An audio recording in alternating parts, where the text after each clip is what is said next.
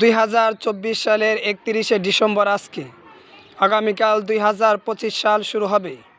আপনি কি জানেন যে বিভিন্ন শহরের মধ্যে, বিভিন্ন কান্ট্রির মধ্যে রাত্র যখন 12টা বাজবে তখন 31st নাইট ডে উদযাপন করার জন্য বিধর্মীরা যেরকমভাবে ব্যস্ত, ঠিক তেমনিভাবে নামধারী মুসলমান, তার বাবাও মুসলমান, মাও মুসলমান, তার নামটাও মুসলমান, এই মুসলিম নামধারী যুবক যুবতীরা তারা বান্ধবীদেরকে নিয়ে বিভিন্ন জায়গার মধ্যে নাচ গান আড্ডা দেওয়ার জন্য তারা বের হয়ে যাবে। অথচ এ মুসলিমের সন্তান এ রাত্রিতে উঠে তাহাজ্জুদে দাঁড়ানোর কথা। তার রব তাকে এত নিয়ামত দিয়েছেন, হাজার হাজার নিয়ামত তার রব তাকে দিয়েছেন। অথচ এই মুসলিমের সন্তান তার জীবন থেকে একটা বছর চলে গেল, তার হায়াত থেকে একটা বছর চলে গেল, সে ওই দিকে কোনো খেয়াল করে না। যে 2024 সাল যে চলে গেল, 25 সাল আসে, এই 24 সালের ভিতরে আল্লাহ তাআলার কত নিয়ামত পেয়েছেন। অথচ ওই রবের কত হুকুমকে অমান্য করেছেন, এই রবের শানে কত বেয়াদবি করেছেন, রবের ইবাদতগুলো থেকে বঞ্চিত হয়েছেন, অথচ নিয়ামত থেকে বঞ্চিত হন নাই।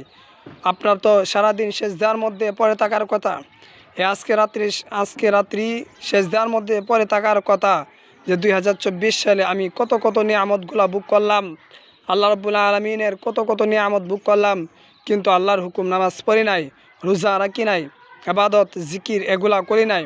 আপনার মধ্যে অনুশোচনা আসার কথা যে হাই, একটা বছর আমার থেকে চলে যাচ্ছে, আমি কীভাবে 31st নাইট ডে করি।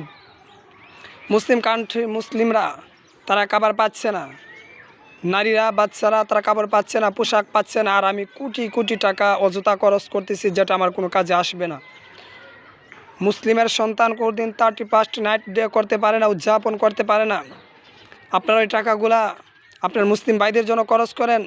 মুসলিম ভাইরা তারা কাপড় পাচ্ছে না, জামা পাচ্ছে না, খাবার পাচ্ছে না, পানি পাচ্ছে না, আর আপনি মদ খাচ্ছেন, আড্ডা দিচ্ছেন, নেশা করছেন, ঘোরাঘুরি করছেন। আপনাকে আল্লাহ রাব্বুল আলামিনের দরবারে জবাবদিহিতা করতে হবে। একদিক দিয়ে আপনার মুসলিম ভাই তার অসহায় অবস্থা, আর অপর দিক দিয়ে আপনি নামধারী মুসলিম বিধর্মীদের কালচার নিয়ে ব্যস্ত, বিধর্মীদের কালচারকে আপনি উদযাপন করছেন। অথচ আপনার মুসলমান ভাইয়েরা অসহায় অবস্থায় মৃত্যুবরণ করছে, আর আপনার থেকে একটা বছর চলে যাচ্ছে। আপনার মধ্যে কি অনুশোচনা এসেছে যে একটা বছর আমার থেকে চলে যাচ্ছে? হ্যাঁ, একটা বছরের মধ্যে আমি কি করলাম, কত পাপ করলাম, কত নাফরমানি করলাম।